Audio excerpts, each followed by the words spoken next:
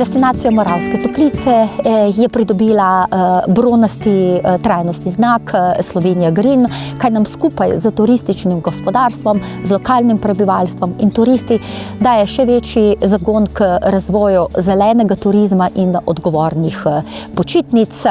Na sami destinaciji imamo tudi dva ponudnika trajnostnih namestitev, ki sta pridobila trajnostni znak Slovenija Green Accommodation, Eko Marjetico, to je Panonska vas v Tešanovcih in Terme Vivat.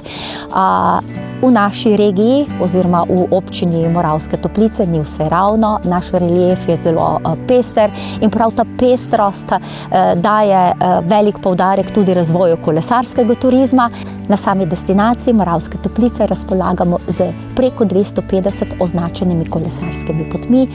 V središču Moravskih Toplic smo odprli bike center, kjer si lahko obiskovalci izposojajo klasična, trekking in električna kolesa. Ob samem bike centru smo vzpostavili mrežo električnih koles, tako imenovani soboški bicikli, kar pomeni, da smo povezali mestno občino Murska Sobota z občino Moravske Toplice, občino Puconci in občino Tišina. V sami občini imamo tudi preko 100 kilometrov tematskih poti. Seveda je pomembno poudariti tudi našo kulturno dediščino, to so naši sakralni objekti, Selanska rotunda, romanska rotunda v Selu, cerkev Svetega Martina v Martjancih in Plečnikova cerkev v Bogojini.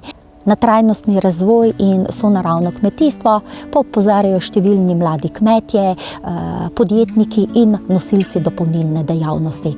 Seveda sama destinacija je poznana po tradicionalni kulinariki, ki naši lokalni gostinski ponudniki ponujajo popularne prekmurske jedi, kot je prekmurska gibanica, dodeli, bujta, repa. Kot primer dobre prakse na destinaciji Moravske Toplice smo peljali skozi poletne dogodke, da gostom ponujamo hrano in pijačo na okolju prijaznem materialu, poskrbeli pa smo tudi za ločevanje odpadkov.